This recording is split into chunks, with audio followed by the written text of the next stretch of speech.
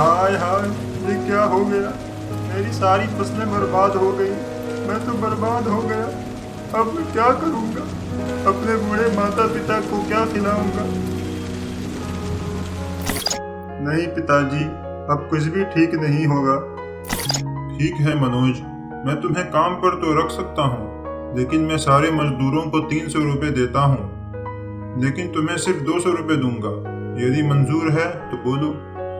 अब से तुम्हें काम पर आने की जरूरत नहीं। माँ, मुझे माफ कर दीजिए। अब मैं आपके लिए कुछ भी नहीं कर सकता। बेटा, आखिर क्या बात है? तुम इतने परेशान क्यों हो?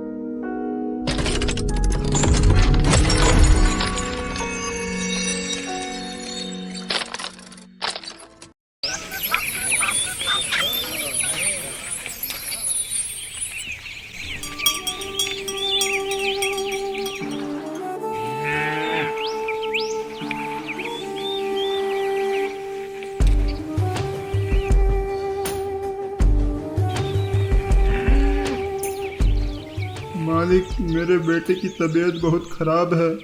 कृपा करके मुझे 200 रुपये दे दीजिए। मैं आपके यहाँ काम करके सारे कर्ज चुका दूंगा। नहीं गोपाल, मैं तुम्हें पहले पैसे नहीं दे सकता। अगर पहले पैसे चाहिए तो तुम्हें मेरे पास कुछ गिरवी रखना पड़ेगा। लेकिन मालिक, मेरे पास ऐसा कुछ भी नहीं है जो मैं गिरवी रख सकूं। तुम्हारे पास तुम्हारा खेत है ना गोपाल, तुम उसे मेरे पास गिरवी रख दो। जब तुम मेरे पैसे वापस करोगे तब मैं तुम्हारा खेत लौटा दूंगा। ठीक है मालिक, आप मेरे खेत को गिरवी रख लीजिए, लेकिन कृपा करके मुझे पैसे जल्दी दे दीजिए। सेठ विजयलाल ने गोपाल को पैसे दे दिए। पैसे लेकर गोपाल वहां से चला गया। सेठ विजयलाल बहुत चालाक और निर्दयी था, मानो उसका दिल पत्थर का हो, जो हमेशा दूसरों की मजबूरी का फायदा उठाता था। उसके यहाँ बहुत से लोग काम करते थे। उसी गांव में मनोज नाम का एक किसान रहता था। मनोज गांव का एक मेहनती युवक था। उसके पास एक छोटा सा खेत था, जिसमें वह दिन रात मेहनत करता था। अरे मनोज बेटा, जरा पानी तो पी लो। तुम तो बहुत मेहनत करते हो। हाँ चाचा, बिना मेहनत के तो कुछ हासिल नहीं होगा। सच कहा बेटा, तुम्हारी मेहनत ही है जो तुम इस छोटे से खेत में भी दुगनी फसल उगा लेते हो। मनोज अपने बूढ़े माता पिता के साथ रहता था। उसके पिता अक्सर बीमार रहते थे और घर की सारी जिम्मेदारियां मनोज के ऊपर थीं। पिताजी, आपकी दवाई तो खत्म हो गई है। कोई बात नहीं बेटा, कल मेरे लिए दवाई ले आना। ठीक है पिताजी।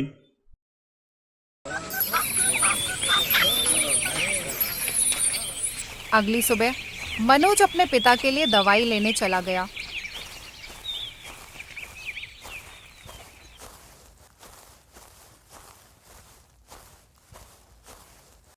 माँ, मैं पिताजी के लिए दवाई ले आया हूँ। आप पिताजी को दवाइयाँ समय से खिला देना। हाँ बेटा, मैं दवाइयाँ दे दूंगी। अच्छा देख, आज मौसम कितना अच्छा है। तू एक काम कर, आज अपने खेत में बीज बो दो। ठीक है माँ, जैसा आप कहो। मनोज अपने दोनों बैलों को लेकर खेत की तरफ रवाना हो गया और खेत में पहुंचकर खेती की तैयारी शुरू कर दी।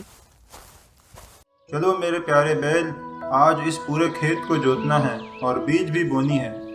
चलो काम पर लग जाते हैं। मनोज ने हमेशा की तरह कड़ी मेहनत करके अपना खेत तैयार किया और खेत में बीज भी बो दिया।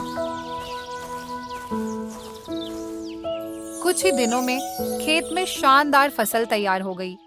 मनोज अपने दोस्त किशोर के साथ खेत में फसल देखने आता है। अरे मनोज भाई, इस बार भी तुम्हारे खेत में कितनी अच्छी फसल हुई है। हाँ किशोर भैया, ये सब ऊपर वाले का करम है कि हर बार इतनी अच्छी फसल होती है। तभी अचानक काले बादल छाने लग गए। अरे मनोज भाई, ये काले बादल अचानक से कहाँ से आ गए? मुझे लगता है आज बड़ा तूफान आने वाला है। चलो जल्दी से घर चलते हैं। शुभ शुभ बोलो किशोर भाई, तूफान आने पर तो सारी फसलें बर्बाद हो जाएंगी। थोड़ी देर बाद दोनों आपस में बात कर ही रहे थे कि अचानक जोर से हवाएं चलने लगी और जोरदार बारिश शुरू हो गई। अरे मनोज भाई, ये बारिश तो बहुत तेज है, यहाँ से जल्दी चलो, नहीं तो हम भी भीग जाएंगे। वे दोनों एक बड़े पेड़ के नीचे जाकर खड़े हो गए। कुछ ही देर में ओले भी गिरने लगे। देखते देखते सारी फसलें बर्बाद हो गईं। हाय हाय, ये क्या हो गया? मेरी सारी फसलें बर्बाद हो गई, मैं तो बर्बाद हो गया। अब मैं क्या करूँगा? अपने बूढ़े माता पिता को क्या खिलाऊंगा? ऊपर वाले पर भरोसा रखो मनोज, सब ठीक हो जाएगा। अब चलो घर चलते हैं।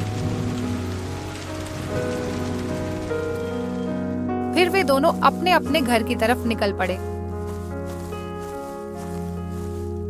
मनोज जब घर पहुंचा तो उसका उदास चेहरा देखकर उसके पिताजी ने कहा, अरे मोहन बेटा, क्या हुआ?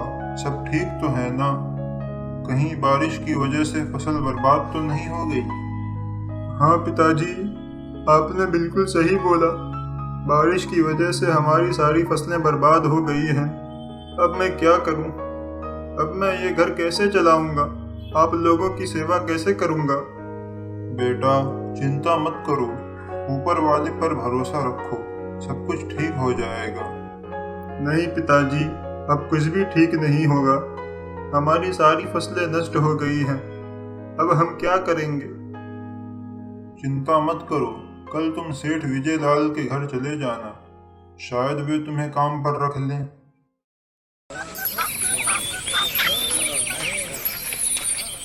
अगले दिन सुबह सुबह ही मनोज सेठ विजयलाल के पास जाता है। सेठ जी, मैं बहुत परेशानी में हूँ, कृपा कर मुझे किसी काम पर रख लीजिए। क्या हुआ मनोज, क्या बात है? तुम इतने परेशान क्यों हो? मनोज ने सेठ विजयलाल को अपनी सारी कहानी सुनाई। सेठ जानता था कि मनोज बहुत मेहनती नौजवान है जो कम खेत में ही दोगुनी फसल उगा लेता है। सेठ को पता था कि यदि वह मनोज को काम पर रखेगा तो उसे दोगुना फायदा होगा, लेकिन सेठ उसकी मजबूरी का भी फायदा उठाना चाहता था। हाँ मनोज, मैं तुम्हें काम पर तो रख लेता, तुम बहुत मेहनती और ईमानदार इंसान हो, लेकिन मेरे पास अभी तुम्हारे लिए कोई काम नहीं है। एक काम करो, अभी तुम अपने घर वापस लौट जाओ। जब मेरे पास काम होगा तो मैं तुम्हें बुला लूंगा। नहीं सेठ जी, आप मेरी मजबूरी तो जानते हैं। यदि मुझे काम नहीं मिला तो मेरे माता पिता भूखे मर जाएंगे। मुझ पर तरस खाइए, मुझे काम पर रख लीजिए। ठीक है मनोज, मैं तुम्हें काम पर तो रख सकता हूँ, लेकिन मैं सारे मजदूरों को 300 रुपये देता हूँ, लेकिन तुम्हें सिर्फ 200 रुपये दूंगा। यदि मंजूर है तो बोलो। मनोज ने सोचा कि उसके पास कोई दूसरा विकल्प नहीं है। काम करने के अलावा उसे और कोई रास्ता नहीं दिख रहा था। वह 2000 रुपये में काम करने के लिए तैयार हो गया और अगले दिन से सेठ के खेत में काम करने लगा।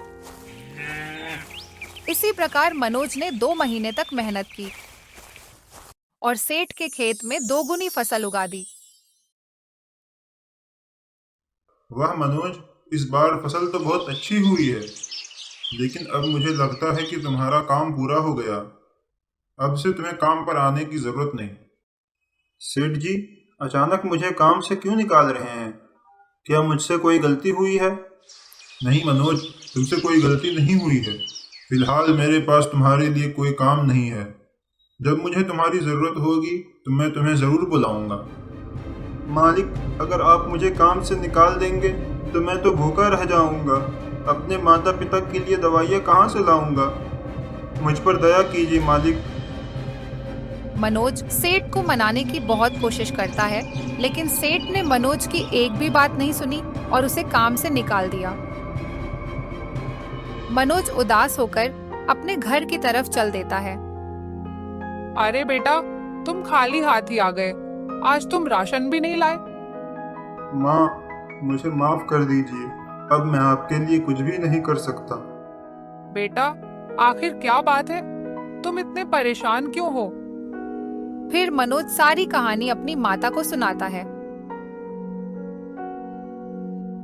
अब आप ही बताइए माँ, मैं क्या करूँ? कहाँ काम करूँ? किसके सामने हाथ फैलाऊं? बेटा, तुम परेशान मत हो। आज तो वैसे भी भूख नहीं लगी है, हम लोग पानी पीकर ही सो जाएंगे। और बेटा, तुम हार मत मानो, कल से फिर अपने खेत में आलू की फसल लगाओ। इस बार गांव में किसी ने आलू नहीं लगाई है। अगर हमारी आलू अच्छी हुई तो हम मालामाल हो जाएंगे। माँ, आप सही कह रही हैं माँ, मैं पूरी मेहनत करूँगा। अगले दिन मनोज किशोर से कुछ पैसे उधार लेता है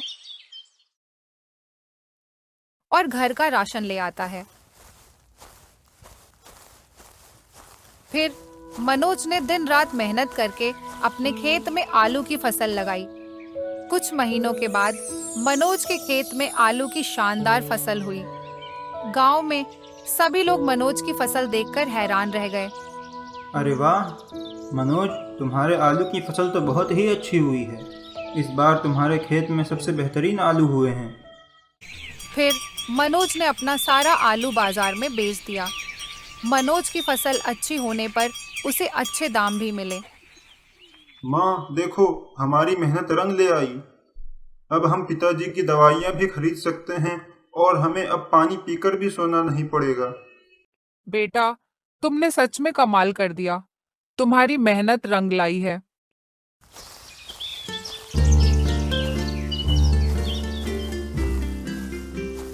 अरे सुनिए, ये मनोज का घर किधर है? अरे मनोजवा का घर यहाँ से बस सीधे ही है। थोड़ी दूर चलिएगा तो सामने ही एक घरवा है, मनोज वहीं रहता है। जी थैंक यू। अरे कोनो बात नहीं, ये सब बात के लिए थैंकू की जरूरत ना है।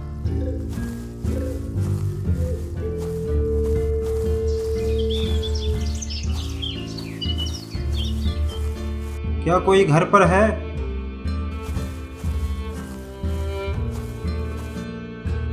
जी बोलिए, मैं आपकी क्या मदद कर सकता हूँ?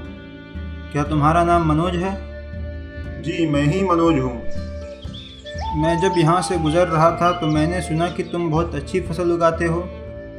जी, मेरी फसल पूरे गांव में सबसे अच्छी होती है। देखिए, मेरे पास ज़्यादा टाइम नहीं है, 2 घंटे बाद मेरी फ़्लाइट है, इसीलिए मैं सीधे मुद्दे पर आता हूँ। दरअसल मेरी कंपनी चिप्स बनाती है, इसीलिए मुझे अच्छे आलू की ज़रूरत होती है। और मैंने सुना कि तुम्हारी आलू की फसल इस बार बहुत अच्छी हुई थी, तो मैं चाहता हूँ कि तुम मेरे लिए काम करो। मगर मुझे कैसा काम करना होगा? क्या मुझे आपके लिए खेती करनी है? नहीं, मैं तुम्हें ज़मीन दूंगा और कुछ लोगों को तुम्हारे अंदर काम करने के लिए रखूंगा। तुम्हें बस ये देखना है कि फसल अच्छी हो। जी ज़रूर, मुझे आपके लिए काम करने में खुशी होगी। पर इसकी तनख्वाह क्या होगी?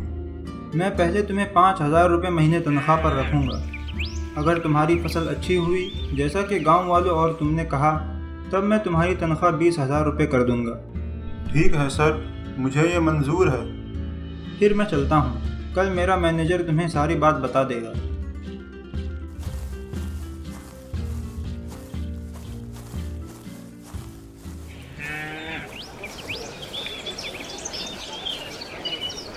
अरे साहब, अरे ओ साहब, क्या हुआ? मनोजवा मिला कि नहीं?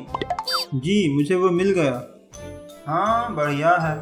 वैसे का काम था वो? कैसे कौनो नौकरी वोकरी देवे गए थे का? जी दरअसल बात छोड़ो, हमका का मतलब, हम ओके कौनो ताऊ थोड़ी लगत हैं। अरे का हुआ?